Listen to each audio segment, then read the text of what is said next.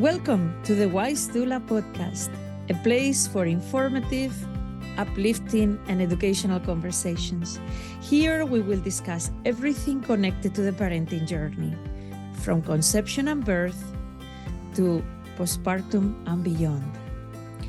You are amongst friends here. This is a place to share our common wisdom and learn together.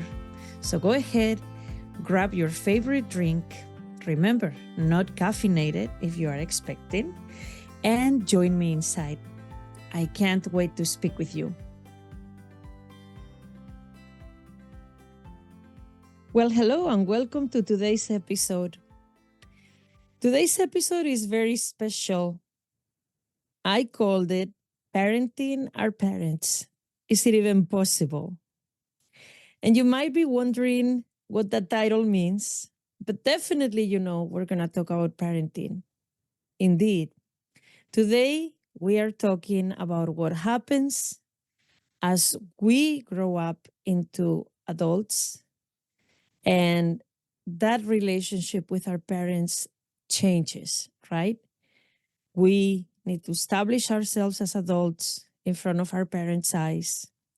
And that plays an important role in our own parenting style and in our own launch into parenting. So that's what we are going to talk about. Boy, the relationship we had with our parents when we were little, that was clear, right? They took care of us. They loved us. They procured for us. They made sure we went to the doctor when we were sick. They took us to school. They made sure we were clothed and fed and nourished. They took care of us all the way until college, sometimes even longer. And the relationship was that of provider and child, protector and child. As we mature and we grow older, that relationship changes. It needs to. It needs to adapt to the people that we become as we grow into adults. But sometimes it's a little hard, isn't it? It's hard for parents to adjust to the fact that you are an adult now, making your own decisions. And that can bring with it challenges. Communication is definitely an area that we could talk for hours, right? And we will, don't you worry. But it's something that there's not quite a handbook for it. You have to figure it out as you go. And you might have a very supportive family, a so-so supportive family, or a family that really doesn't support you at all. The good, the bad, the ugly, and the in-between. And depending on the type of family you have, that might color your view of parenting. It might color your view of bringing children into the world. It might put you in a different position thinking about becoming a parent yourself. And a lot of times in my business, or at least I don't know about other doulas, but this doula, this one, I many times say that sometimes our parents and our in-laws are the best contraceptive in the world, right? Sometimes if we still have maybe issues around the relationship with them that we have not healed or solved, that might put us in a very different mindset when it comes to parenting. Now, as we think about bringing children of our own to the world, we are embarking on a very different season of life, right? Again, a season of life for which there is no rule book, no guidebook, no instructions. I mean, some, but not a lot. And I still remember when I started as a teacher, I thought, if I went to college and they prepared me for this, and I still was so afraid and so scared the first day I was planted in a classroom. All these little kids looking at me, and I went, what am I going to do? And I had been studying for that. I supposedly had all the tools I needed.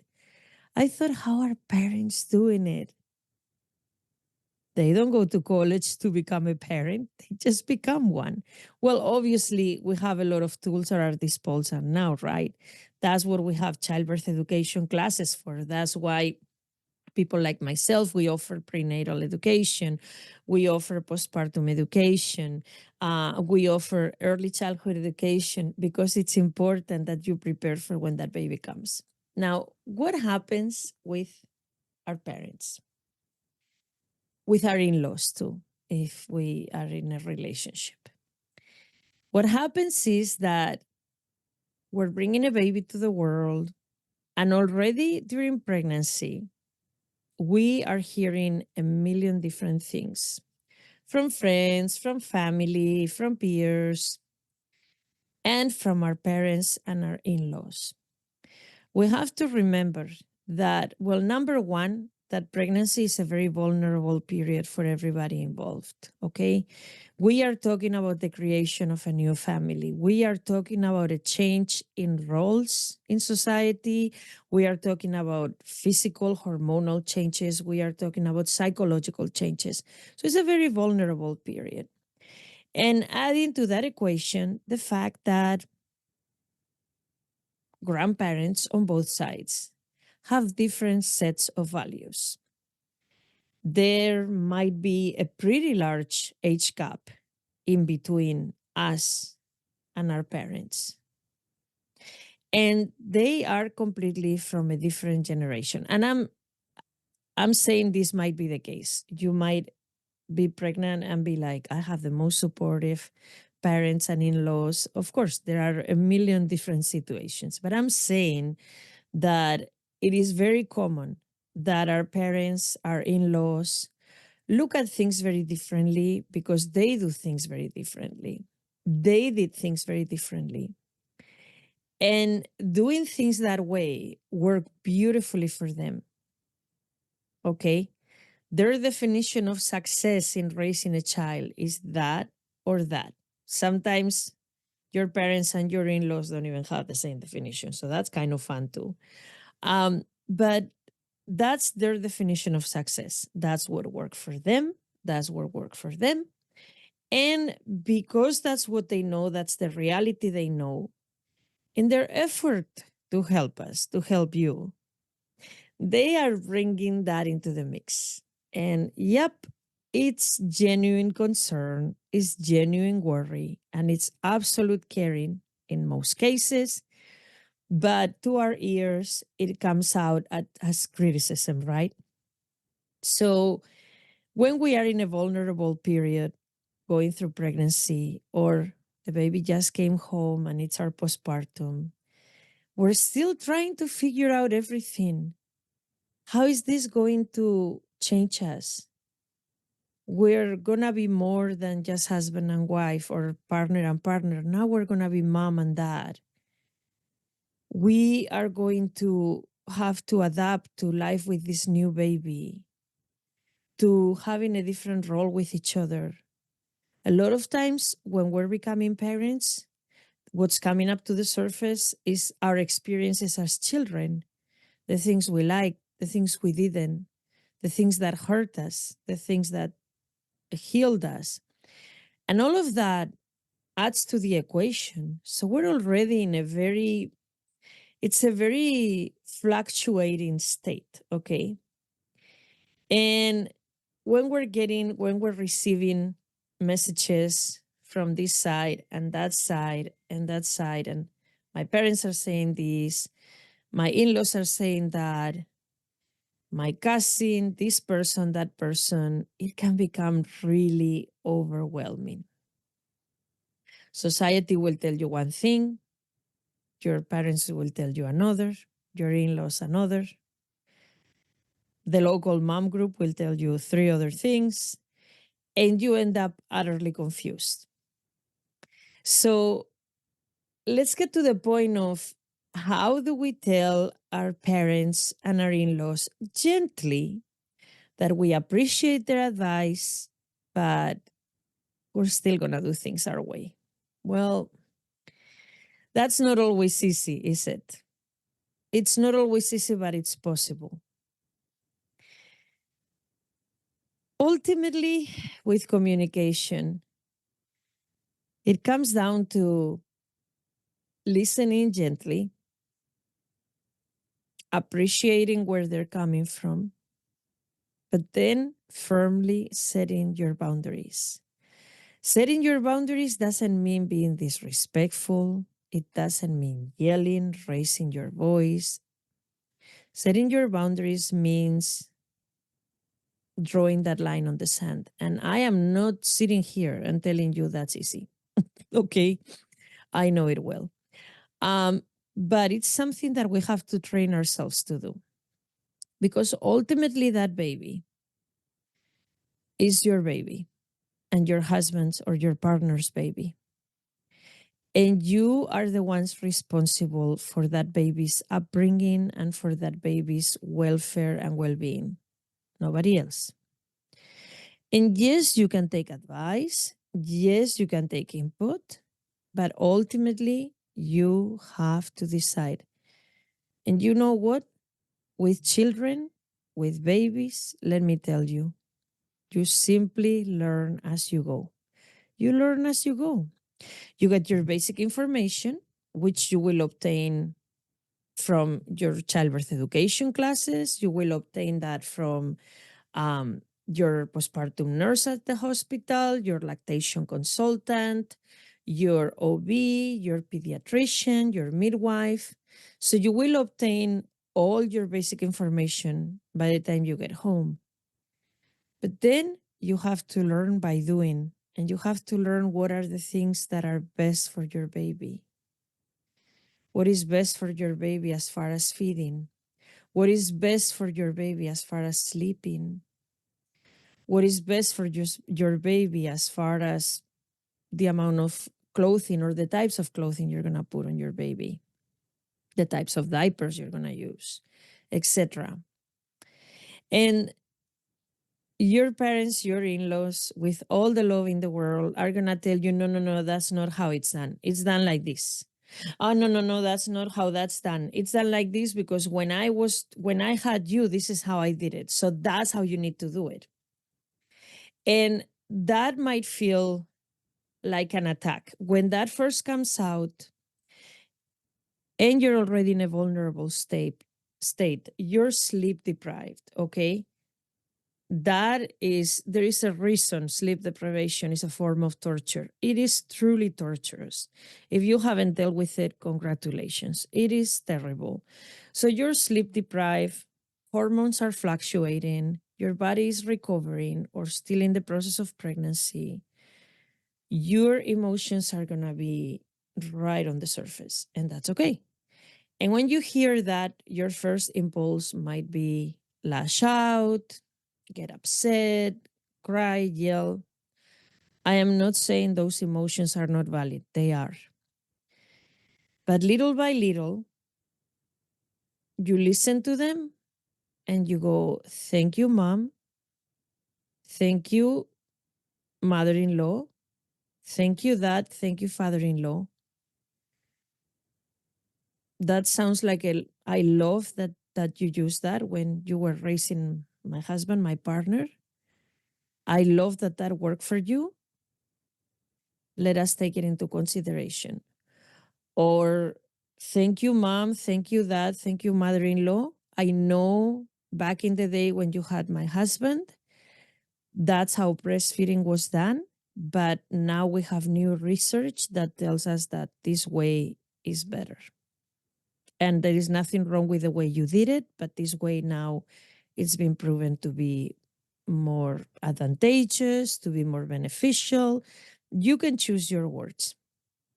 So you always give them that notion of, I am not throwing away what you're saying, I am not discarding what you're saying. There is value in what you're telling me, but also there is value in my own information and in my own intuition as a parent. And if they keep insisting, you say, thank you, I will put that in the consideration basket and discuss it with my partner. And we will go from there. And if you are in a situation where the baby is going to go and spend time with grandma, grandpa, etc., whichever of the two sides they're going to spend time with, then that's definitely a place where you want to draw some really good lines on the sand. Feeding works this way for our baby. This is how we do bottles. This is how we do blah, blah, blah. Diaper change this way, this way, this way. You don't want to be like, a reformatory school type of, I want to give you everything written down and here is an encyclopedia of how to take care of my baby. I don't mean going to those extremes, but you're going to set those boundaries because they're important. A lot of what happens in new parenting, especially obviously when it's your first baby, is that you have that feeling of, I don't know what I'm doing. I am new at this. I am so lost. So you are prone to going swaying in 15 different directions to make the people in your life happy by listening to them. The truth is, again, babies don't come with an instruction manual, but you do the work of getting solid, good information before the baby comes. And that will prepare you very, very well for a good start. And then you learn the rest. Anytime I go to a community baby shower or a baby expo event and I meet new moms, they come excited with their big bellies, thrilled. I see the joy in their faces, the innocence that everything is always going to be perfect. It's beautiful. It's beautiful. It gives hope. Every time I see them, I say, have you thought about childbirth education classes? No, I didn't think I needed them. Yes, you do. Yes, you do. It every preparation you put in your personal backpack, it's gonna give you tools once the baby comes, okay? Another thing I often ask them, have you thought about doing some postpartum planning? Getting ready for postpartum. Oh, I didn't know I was supposed to do that. Very important. Postpartum planning, having a plan, knowing what's going to happen when the baby comes home. What about lactation? Oh, yes, I'm going to breastfeed for 2 years. Okay. Do you have a plan in place for that? Do you know where to find resources in case you need help? All of that is super important. The point of education is that, well, I was going to say the point of education is to take away the fear, but I'm going to correct that. Fear is there and it exists for a reason, right? To protect us. So fear is never going to go completely away. But fear is going to be softened and minimized and kind of like buffered when we have educational tools at our disposal and we know what is happening and why it's happening. And if we've already gone to those prenatal classes and talked about what's going to happen during birth, what's going to happen after birth with breastfeeding, we already have a good number, or with bottle feeding, we already have a good number of tools at our disposal. So when those family members come and they try to tell us how their way is better, we can confidently say, thank you very much for your input, your opinion. Mom, dad, mother in law, father in law, I love it. We really appreciate you. We see how much you love us. And ultimately, we're going to do our best for this baby with the tools that we have. We will take your ideas into consideration, but ultimately, we are raising this baby, my partner and I. Okay.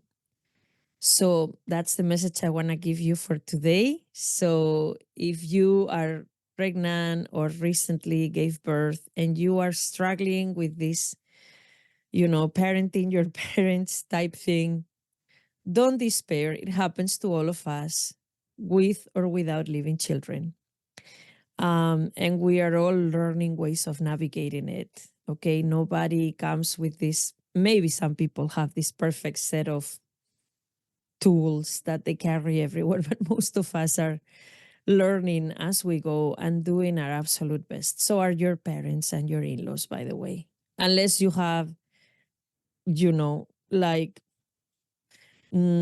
parents or in laws that are like the villains of the story in one of these terrible soap operas that is full of villains. If that's what you're dealing with, my condolences, because that's a lot. And that does happen. That does happen. And then in that case, you need more help with that. You need more support. You need to seek professional support. But just I'm just saying, taking it in strides, okay? Having a new baby is not easy. Going through pregnancy is not easy. Navigating adult relationships with parents, not easy, but it is entirely possible. So that's my message for you today. When you encounter those, whether you're pregnant, postpartum, or you're a peer for somebody else that is going through it, be mindful of those things. And if you're a peer, support them. Support them. Encourage them, support them, help them feel strong in their convictions, and help them feel strong in the fact that they are doing the best they can for this baby. Okay, you are doing the best you can for your new baby. You are learning and growing with your baby. You are absolutely devoted to that baby and finding the best information. And ultimately, it's a dance, isn't it? It's learning a new language together. It's the dance between you, your baby, and your partner. It's a new language that you are creating. And that new language needs a little bit of time. And appreciate that input from relatives while still standing your ground. Okay, time for a hydration break. So join me in drinking some tea, decaffeinated, or water. Okay, so for our final segment today, remember how we have the word of the week. The word of the week last week was galactagogues. The word of the week this week, and I already mentioned it last week, by the way, I asked you to find out what the Tale of Spence was. Did you find out? I'm going to have to look at those comments. Let's define the Tale of Spence. This is another term that is related to breastfeeding. And the Tale of Spence is we have breast tissue started at the sternum and all over our breast. And we also have breast tissue going into our underarm, okay? So this area right here between the breast and the underarm, if you trace it diagonally, if you're listening to the podcast, that area is called the Tale of Spence. And Dr. Spence was a Scottish surgeon in the late 1800s. That's why it was named after him. Okay. Okay. So I have a new word for you for next week. And our word is going to be oxytocin. If you can define it and tell me why it's relevant in breastfeeding. What does oxytocin have to do with breastfeeding? What's its function? That's your homework for next week. And also today we are debuting a new segment, and this segment is called Birth at the Movies.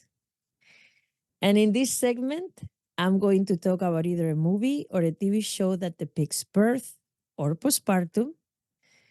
And it's going to be just a quick recommendation of a show that I've watched that is doing a good job. So for this week, I'm going to recommend a show called Dr. Storks. It's a Japanese drama and it is on Netflix. And in this show, what I really like is that it's set in a maternity hospital. And what I really like about this show is that they depict many different cases, many different complicated high risk pregnancies. And they depict how the doctors care for the mothers, how they take care of the fathers as well. And what I really, really like is that they show informed consent really well. Even when they have already, for example, mentioned to a mom that there is going to be a C-section, they still ask when the time is approaching, Mom, remember we said we needed to do a C-section. Are you still giving your permission for a C-section? And I really like that. They also have a character in there that is a nurse midwife. And so they really show how the nurse midwives are the ones that help the baby arrive on Earth. And the mom and the doctors are there to support and in case of more complicated situations. It's a really delightful show. Of course, I hope you're okay with reading subtitles. I believe that you can actually change the language and have it in English. I love listening to the original language and doing the subtitles in English. But a really good show, really beautiful stories. Get your Kleenex ready. There is quite a bit of sad stories and crying, but I also find it very joyful. There is a lot of joy in that show. And we need more shows like that, right? That show that birth can be both things, sometimes at the same time, right? And there is always joy afterwards, regardless of the circumstances. So that was it for today. I hope you enjoyed the episode. I hope you enjoyed my new segments, Word of the Week and Birth at the Movies. And today's topic was, quite dense. I think we could go for many episodes and never quite cover the intricacies of communication and changing relationship with our parents and our in-laws as we grow up, as we become parents ourselves. But I think for today, that was a good beginning conversation. And don't you worry, we will get into that more and more over the course of this season and next season. For today, I'm going to say goodbye. And thank you so much for spending this time with me. From all of us at the Wise Doula podcast, thank you and see you next week. Bye. Hey, you have listened to the Wise Doula podcast today. Thank you so much for joining us. Remember, everything we discussed today was meant for entertainment and educational purposes only. It does not substitute the advice of your medical provider. Would you do us a favor? Follow me on Instagram at LovingBellyDoula. Also, let me know what other topics you would like to see me discuss in this podcast. And please subscribe to the podcast on your favorite platforms. Thank you so much. I will see you next week.